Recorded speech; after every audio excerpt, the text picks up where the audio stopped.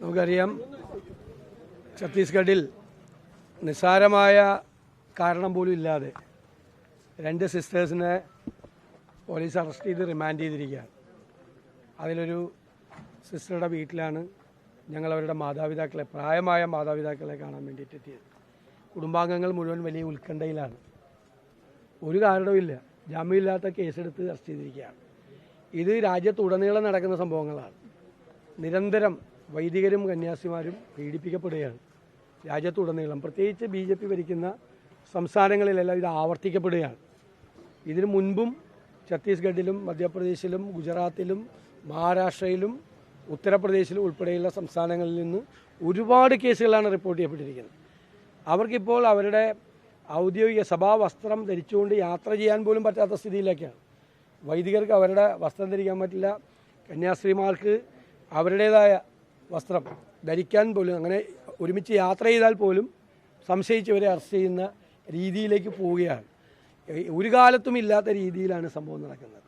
രാജ്യത്തുടനീളം ഇത് നടക്കുമ്പോൾ ഇവിടെ ഈസ്റ്ററിനും ക്രിസ്മസിലും ഇതേ ആളുകൾ കേക്ക് കൊണ്ടുവരികയാണ് ക്രൈസ്തവ ഭവനങ്ങളിൽ. കാപഢ്യമാണ് നടക്കുന്നത്.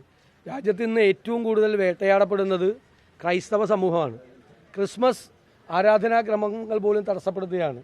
പ്രാർത്ഥനാ കൂട്ടായ്മകളും പള്ളിയിലെ സർവീസും എല്ലാം തടസ്സപ്പെടുത്തുകയാണ് വ്യാപകമായി. വൈദികരെയും കന്യാസിമാരെയും കേസുകളിൽപ്പെടുത്തുകയാണ്, അവരെ ആക്രമിക്കുകയാണ്. പോലീസും അതിന് ആ സംസ്ഥാനങ്ങളിൽ കൂട്ടുനിൽക്കുകയാണ്. എല്ലാ രേഖകളോടും കൂടി യാത്ര ചെയ്താണ് ഇവർ. ആ രേഖകളൊന്നും നോക്കാൻ തയ്യാറാകാതെ ഒരു TT ബജറംഗ് ദൾ പ്രവർത്തകരെ വിളിച്ചു വരുത്തി. പോലീസിനല്ല, പോലീസാണെങ്കിൽ ആ ഡോക്യുമെൻ്റ് നോക്കി വിട്ടേനെ. ഒരാൾക്കൂട്ടം ഉണ്ടാക്കി, ബഹളം ഉണ്ടാക്കി 2 കന്യാസിമാരെ ഒരു കാര്യമില്ലാതെ അറസ്റ്റ് ചെയ്ത് ജയിലിലാക്കിയിരിക്കുന്ന ഇതാണ്. അതിശക്തമായ പ്രതിഷേധം പ്രകടിപ്പിക്കും. അവരെ അവിടെ നിന്ന് ജയിലിൽ നിന്ന് മോചിപ്പിക്കാൻ വേണ്ടിയിട്ടുള്ള എല്ലാ ശ്രമങ്ങളും സഭയും ബാക്കി എല്ലാവരും, ജനപ്രതിനിധികളായിട്ടുള്ള എല്ലാവരും ചേർന്ന് നടത്തിയാണ്. എത്രയും പെട്ടെന്ന് അവരെ മോചിപ്പിക്കണമെന്നാണ് നമ്മൾ ആഗ്രഹിക്കുന്നത്. എന്തായാലും അവർ ജയിലിൽ പോയല്ല, എത്രയോ സംഭവമായി. ഇത് ഒറ്റപ്പെട്ട ഒരു സംഭവമല്ല. ഒറ്റപ്പെട്ട ഒരു സംഭവം ഏതെങ്കിലും നാടിൻ്റെ ഏതെങ്കിലും ഒരു മൂലയിൽ നടന്നാൽ മനസ്സിലാവും നമുക്ക്. നിരന്തരമായി സംഭവങ്ങളാണ് ആവർത്തിക്കപ്പെടുന്നത്. നമ്മൾ പാർലമെൻറ്റിലെല്ലാം ഉന്നയിച്ചു. ഇപ്പോൾ മഞ്ഞുമലുണ്ടായിരുന്ന അച്ഛൻ ഞങ്ങളെല്ലാം പോയി കണ്ടാണ് എത്ര ക്രൂരമായ മർദ്ദനത്തിനാണ് വിധേയമായത്. 90 വയസ്സുള്ള വൈദികനെ പോലും പിന്നിൽ കൈ കെട്ടിയിട്ടിട്ടാണ് ക്രൂരമായി ആക്രമിച്ചത്. ചെറുപ്പക്കാരനായ വൈദികൻ ആക്രമിക്കപ്പെട്ടു, തൃശ്ശൂരിലെ വൈദികൻ ആക്രമിക്കപ്പെട്ടു, അഹമ്മദാബാദിൽ ആക്രമിക്കപ്പെട്ടു.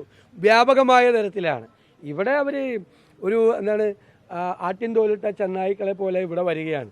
രാജ്യവ്യാപകമായി ചെയ്തുകൊണ്ടിരിക്കുന്ന അതാണ്. ക്രൈസ്തവ സമൂഹത്തിന് നേരെ ഉള്ള അവരെ കേന്ദ്രീകരിച്ചുള്ള ആക്രമണം നടക്കുകയാണ്. ആസാമിലാണെങ്കിൽ അവരുടെ സ്കൂളുകളിൽ നിന്ന് മുഴുവൻ അവരുടെ പുണ്യവാളന്മാരുടെയും മാതാവിൻ്റെയൊക്കെ സ്റ്റാച്യുവും ചിത്രങ്ങളും മാറ്റണം എന്ന് പറഞ്ഞ് ആവശ്യപ്പെട്ടുകൊണ്ട് സ്കൂളുകൾക്കൊക്കെ നോട്ടീസ് കൊടുത്തിരിക്കുകയാണ് എല്ലാ സ്ഥലങ്ങളിലും. മധ്യപ്രദേശിലും ആസാമിലും ഉത്തർപ്രദേശിലും എല്ലാ സ്ഥലങ്ങളിലുമാണ് ഇത് ആവർത്തിക്കപ്പെടുന്നത്. അതിനെതിരായിട്ടുള്ള അതിശക്തമായ പ്രതിഷേധം രാജ്യത്തുടനീളം ഉണ്ടാവും. ഇത് ആളുകളെ തമ്മിൽ ഭിന്നിപ്പിച്ച് ശത്രുക്കളാക്കി അതിൽ നിന്ന് മുതലെടുപ്പ് നടത്താൻ വേണ്ടി നോക്കുകയാണ്.